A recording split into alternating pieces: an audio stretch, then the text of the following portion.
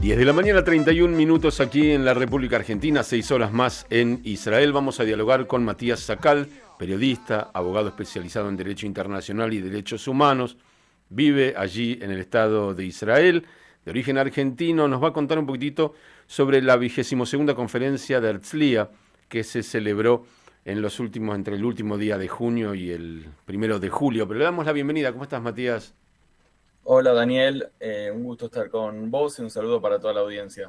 Sabemos por lo que hemos pasado en los últimos años y porque constantemente estamos abordando esta temática, que Israel enfrenta desafíos que probablemente no tuvo, no es que le hayan faltado, en todo el tiempo que lleva desde su independencia en el 48. Y me imagino que debe ser materia de análisis, no solo para nosotros que estamos de afuera, sino para aquellos que conforman, aquellos que toman decisiones en Israel. Contame un poquitito de qué se trató esta conferencia.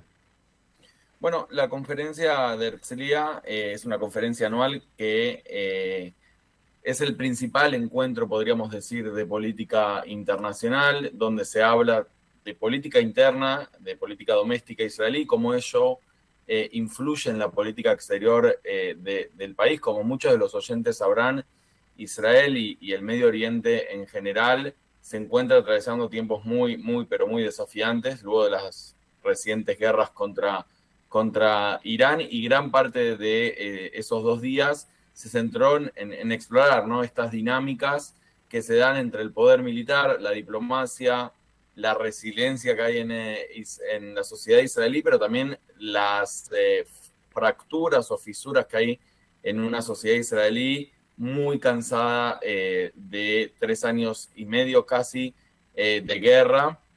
Y de todas las sesiones estratégicas, creo que las más relevantes fueron, bueno, las que tienen que ver con la aparición de políticos. Estamos hablando de Yair Lapid, de Naftali Bennett, de Gadi Eisenkot, que son quienes se perfilan dentro de la oposición en un año electoral. Bien, ¿no estuvo el primer ministro?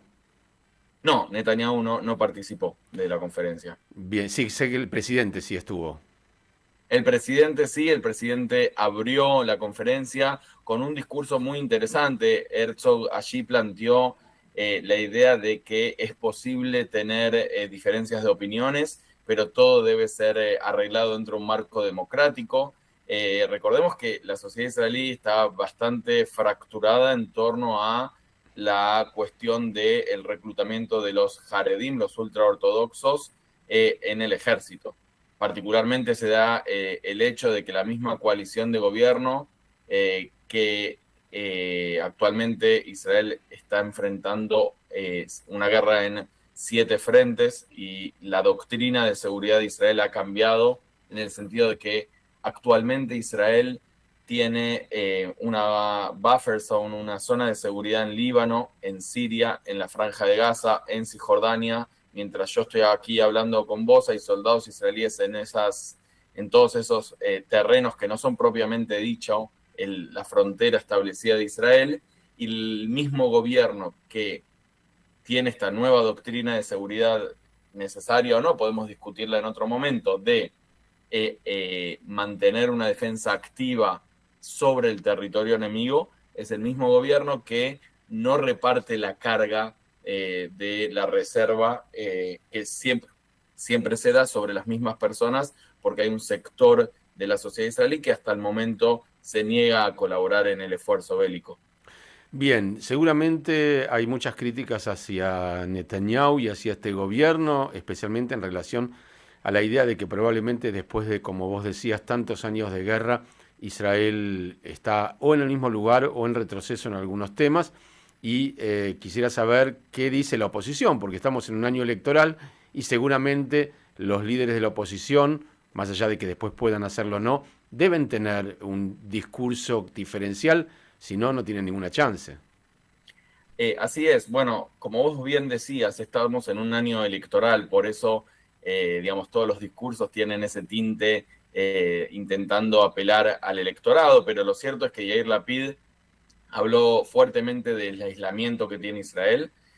Lapid sostiene que este aislamiento internacional no es contra Israel como Estado, sino contra la actual coalición de gobierno. lo voy a citar a él porque él decía algo muy interesante, decía, el mundo entiende que Netanyahu antes era una persona razonable y que ahora ya no lo es, que está controlado por elementos extremistas dentro de su coalición y que la tarea del nuevo gobierno va a ser recomponer esas relaciones seriamente dañadas por la actual coalición de gobierno. Él afirma que Occidente, por lo menos los históricos amigos de Israel, sí pueden distinguir entre el país, el Estado de Israel y su liderazgo actual. Y él planteó algo muy interesante en esta idea de, en una sociedad que está hace 3 años y medio, 3 años en guerra, él decía, Irán es un enemigo, Hezbollah es un enemigo, Hamas es un enemigo, Francia no lo es.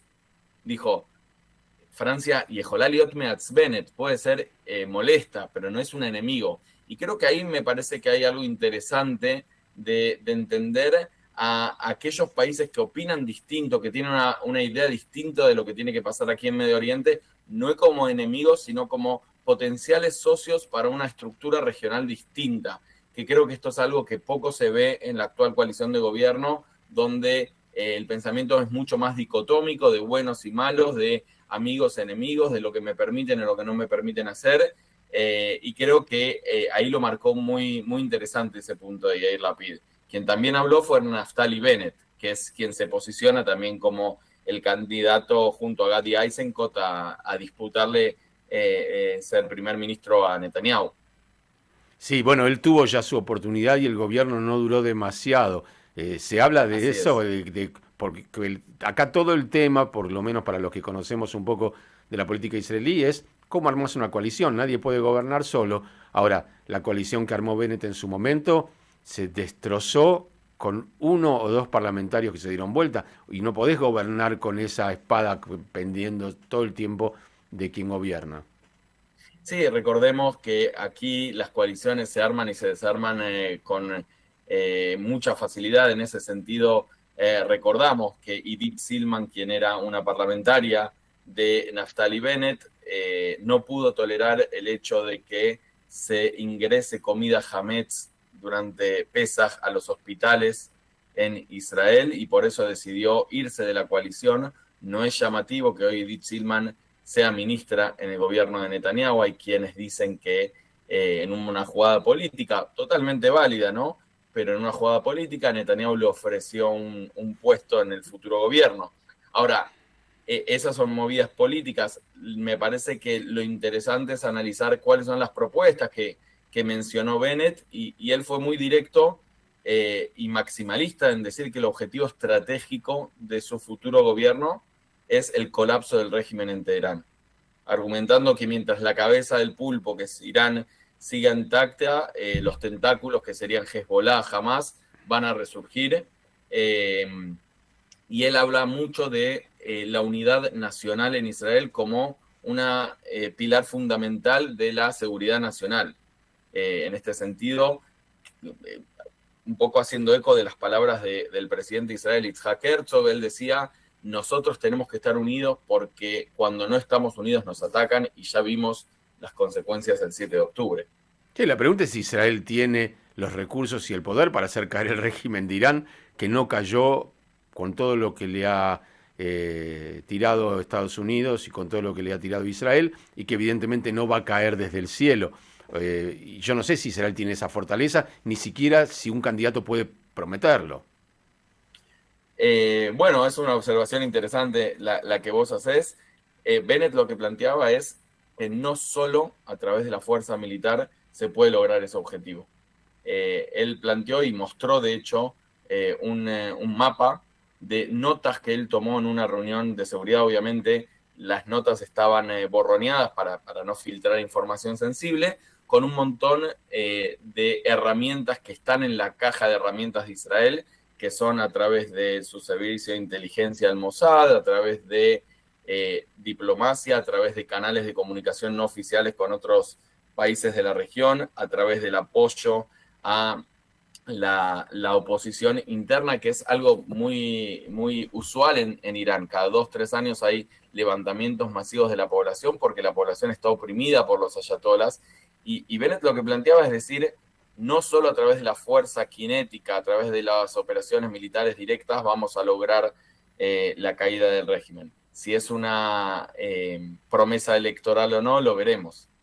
Alguien habló de Turquía, en estos días se hace la cumbre de la OTAN, tenemos a Trump, que supuestamente era el amigo de Netanyahu y de Israel, muy amigo de Erdogan, que no para desde él o desde alguien de su gobierno de decir que Israel es básicamente el problema de la humanidad y que no debería nadie tolerarlo. Digo porque a esta altura, con un Irán económicamente complicado y seguramente con lo que vos decías, con frentes internos complicados, Turquía es otra cosa. Turquía es militarmente fuerte, su frente interno está muy estable y es un gran enemigo de Israel hoy.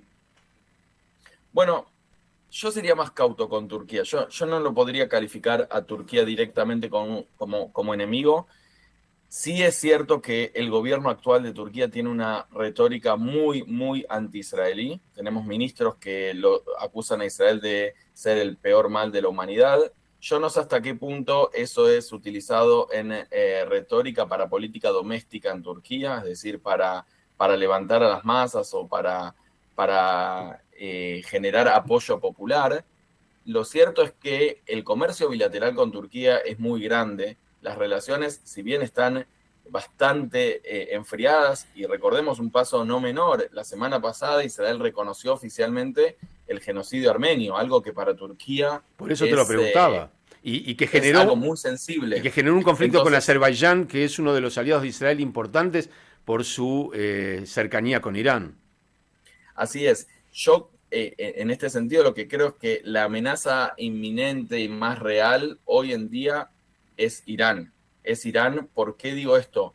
Porque la sensación de los distintos expertos que hablaron, y no solo hablaron políticos, allí habló el director general del Ministerio de Defensa de Israel, habló comandantes generales, y Tamir Pardo, por ejemplo, que fue el director del Mossad anteriormente. Muchos coincidían en esta idea de que Irán salió a una guerra y emerge de esta guerra fortalecido por un acuerdo muy negativo firmado por la administración de Trump con Irán, un acuerdo que todavía no resolvió la cuestión nuclear y que Irán entiende que la única garantía de supervivencia es un arma nuclear, porque ya vieron lo que pasó cuando ellos no tienen un arma nuclear. El cielo de Teherán estuvo controlado por 40 días por la Fuerza Aérea Israelí y estadounidense. Entonces, según informes y protocolos, hay quienes dicen que dentro del aparato de seguridad iraní, los propios comandantes de la Guardia Revolucionaria son los que siempre tomaban más la iniciativa, y era el ayatollah Ali Khamenei quien frenaba y decía no podemos salir a una guerra con Estados Unidos porque sería nuestro fin. Bueno, salieron a esa guerra y sobrevivieron. Y no solo que sobrevivieron, sino que pusieron las condiciones de ese acuerdo. Entonces, creo que en el aparato de seguridad israelí esto está siendo evaluado con mucho detenimiento, porque la situación estratégica no es para nada positiva. Bueno, la pregunta entonces es qué va a hacer Israel cuando Irán tenga una bomba atómica, o más de una, porque con este acuerdo Israel no va a poder evitarlo a menos que por su lado y sola intente algo drástico.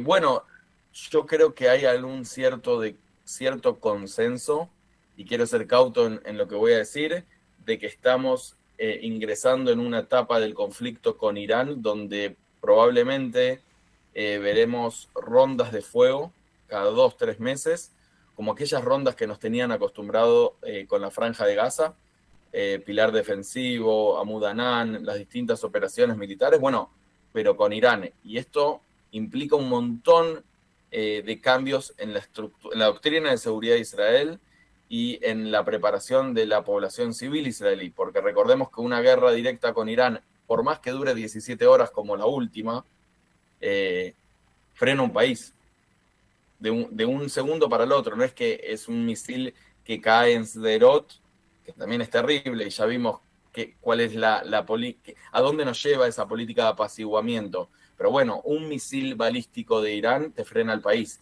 Entonces, hay que ver cómo se van a jugar las cartas en estos próximos meses, y creo que las elecciones que se dan aquí en Israel probablemente en octubre van a ser muy decisivas en cuanto a la doctrina de seguridad que va a tomar Israel, y si Israel va a ser un país un poco más abierto al mundo, intentando buscar coaliciones con países que probablemente opinen distinto y que probablemente tengan sus críticas con Israel, pero con los cuales se puede hablar, que es algo que hoy está muy trabado. Es muy interesante y muy complejo. Y podríamos estar hablando Muy. todo el día y más de un día seguramente. Mati, gracias por este tiempo y seguramente volveremos a charlar. Un saludo, Dani. Esperemos que nos conversar en situaciones más lindas y que podamos comentar cosas más positivas. Yo voy a ser mucho más viejo para cuando eso suceda. Vos vas a ser un poquitito más viejo nada más. Pero Bueno, no, bueno, no. hay que ser optimista, hay que ser optimista. Sí, sí, pero ¿sabes qué? En serio, justamente que nosotros convocamos a charlar a expertos, porque el optimismo lo tenemos que dejar para los que solo nos queda la fe. Los que están haciendo análisis tienen que ser realistas. El optimismo es para la población civil, digo yo. Sin duda. Es imperante para los analistas tomar todas estas cartas y entender cómo es el juego sin optimismo y con veracidad, porque Sin realmente... duda, cuando yo me refiero a optimismo no estoy hablando de un simplismo de decir va a estar todo bien, no se preocupen. De hecho, el análisis que acabamos de hacer es un análisis que debería un poco preocuparnos. No, Pero no, digo estoy muy optimismo en preocupado, el por eso sentido, lo sé. Sé que yo necesito hablar en el con vos sentido de por Ben eso. Gurión, que decía, si no sos optimista es muy difícil vivir en este país, porque las chances en un Medio Oriente donde sos minoría son difíciles, y es algo que no todos entienden aquí en Israel. Sí, creo que había dicho también que el que no cree en los milagros no está siendo realista. Algo así, así es. Es interesante. Bueno, te mando un abrazo, gracias por este tiempo con nosotros. Un saludo. Allí está Matías Sacal, periodista, abogado especializado en Derecho Internacional y Derechos Humanos. Es argentino, vive allí en Tel Aviv y pudimos hablar con él sobre esta conferencia de Herzliya 2026. Nosotros seguimos